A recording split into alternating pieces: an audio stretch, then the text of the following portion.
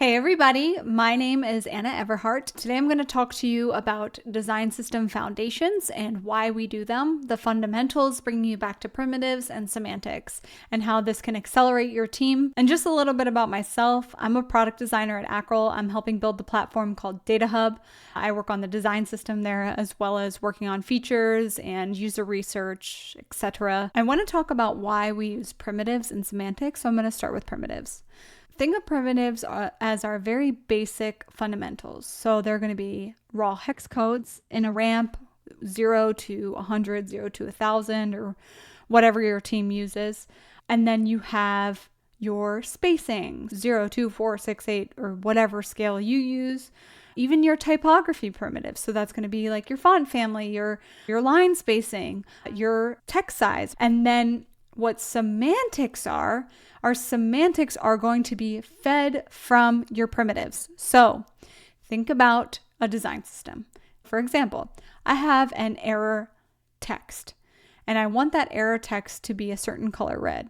So I've established my reds from a brand perspective. They're in my design system as primitives, and my semantics will be referencing back to those primitives. So my error text is going to be red 300. My success text is going to be green 500. Obviously, you follow accessibility standards when you're building these things, but what that does is it allows for your team to be consistent in their designs and scale quickly. Not just to your designers, but this is so important for developers, because what happens is when they don't have semantics established, developers have raw hex codes all throughout their code. And it makes it very difficult to do things like theming, which is light mode, dark mode, or use different brands. So primitives and semantics are truly at the base of our design system. They are the fundamentals that you need to establish as a designer to set your team up for success. Now I'm going to show you what that looks like. Okay, here we have Figma, which is our tool. I want to emphasize the fact that your tool is just a way to get the job done. This is a foundation, regardless of tool, that needs to be carried through your designs and development. Figma has something called variables. If you haven't been familiar with variables, I'm not going to give you a crash course. Go watch a video. Figma has a million on it. I'll make another video if you really want one. But there's also a plugin called Token Studio you can use. There's a fantastic designer. Her name is Sam I Am, who can help you if you have any questions on Token Studio. They do very similar things. Token Studio is a little bit more robust and flexible, but because it's a plugin, most people tend to use things that are ingratiated into their tool. I use Figma's variables.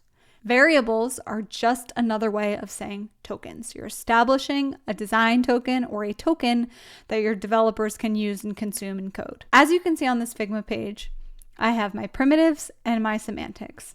This is what I was talking about, whereas your primitives are your raw hex codes named something like gray 100 to gray 700. And then your semantics are background, surface, text primary, text secondary. Now, if we look at our actual semantics, they're just going to be referencing back from a primitive. And I'm going to show you that. So I'm going to open variables. And as you can see here, I have my primitives. This is my gray 1 through 700, which are bound here. As you can see, gray 300. I want to make a note that in designs, I know I talked about this before, but I do not use primitives in designs. Matter of fact, I take my primitives as the design system designer and I remove all color scoping. They should never show up for a designer. What that means is if I'm a designer, I'm going to turn them back on just for the sake of this. I don't want them to use primitives. So I can see here my grays, all of my grays, 1 through 700, and I can also see my semantics. A designer can make the mistake of using gray 100, 300 as their background, but if you force them and disable the primitives from showing, they're always going to use the right background color. Again, this leads to consistency throughout your applications. So I'm going to turn them off, and you should no longer see them in the fill area.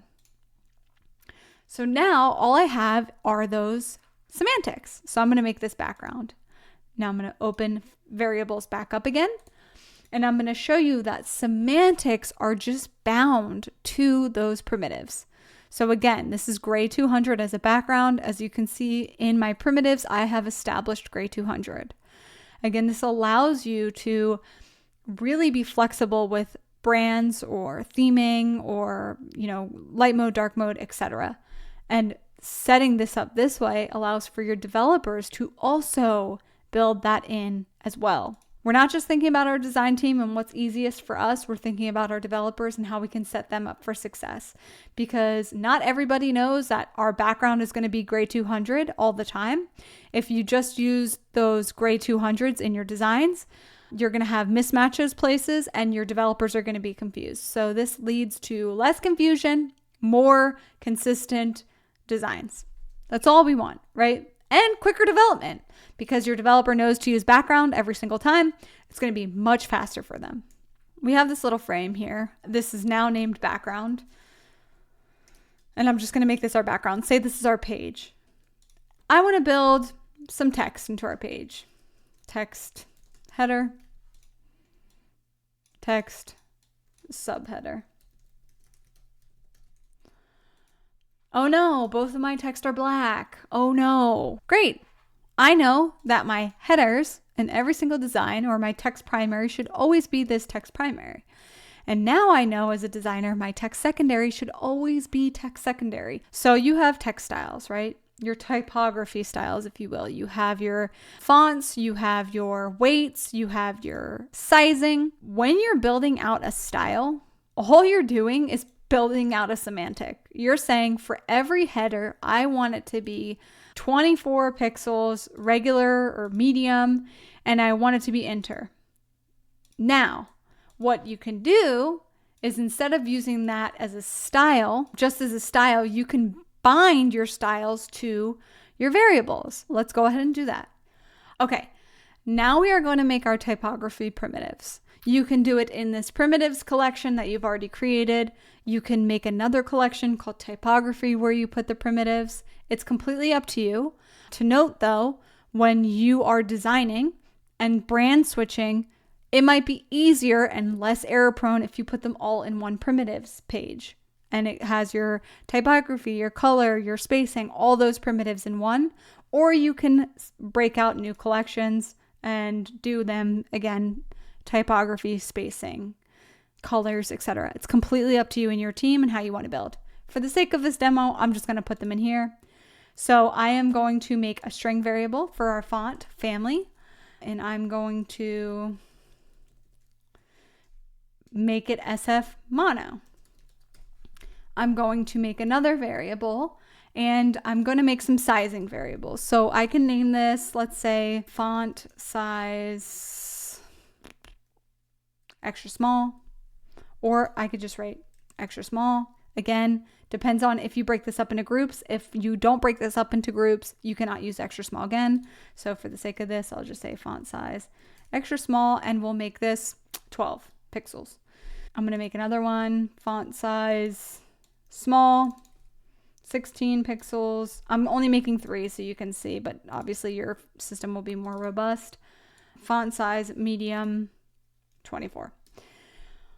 And then let's do one more for weight. So I am going to put in weight. Now one thing to note about weight is they can either be numbers or they can be strings. Look at your font that you're using and see whether or not they use weights, and you have more flexibility with variable fonts where you can use weight numbers, or you have to use text, which would be like your regular, medium, semi-bold, bold, etc.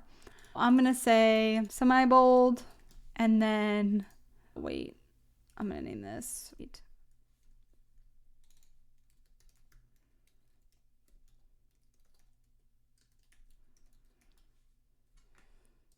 And then I'm just going to duplicate this, weight,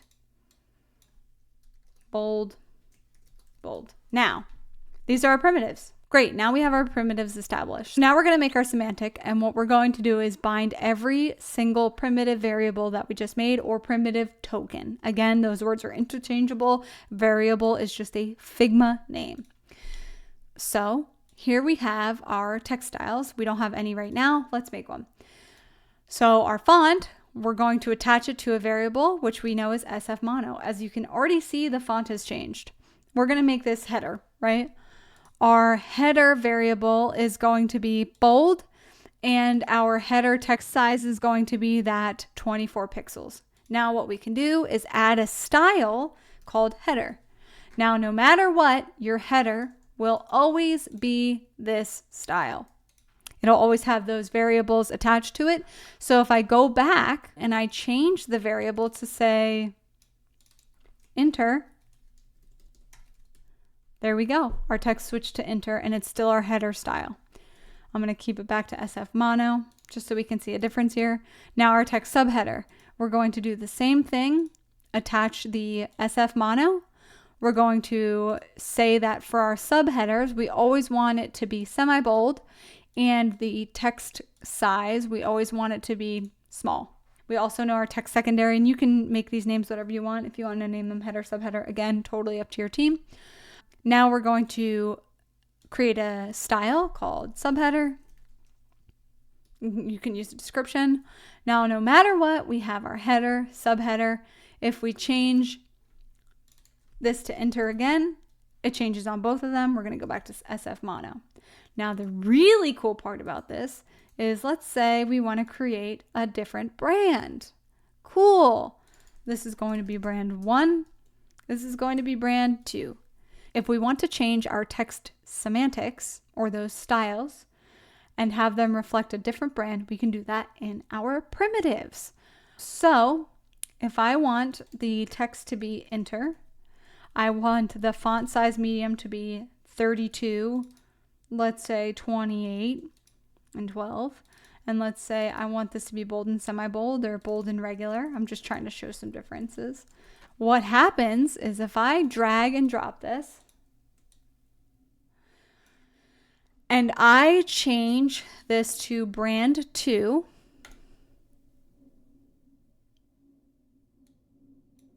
great.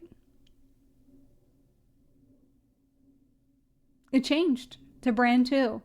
I just want to clarify that this is part of a demo. I am just building on what I know. How you build is whatever you choose. If you only have one brand, if you only have light mode, dark mode, that's up to you. But what's important, and regardless of tool that you need to consider, is those primitives versus semantics, and ensuring that for your developers and your design team, those are distinguished and they're easy to consume. That's all I wanted to discuss today about primitives and semantics, and really getting back to those basics. Again, your tool doesn't matter. It just matters about how you're building, and building those fundamental building blocks to ensure that your team can move quickly and consistency, and you'll have way less time to build your product and more time to actually have fun and design your product. So thank you so much for being here today. If you have questions, reach out, add comments to the video. I'm so happy to help, and I want to help you guys learn. So thanks a lot. Bye.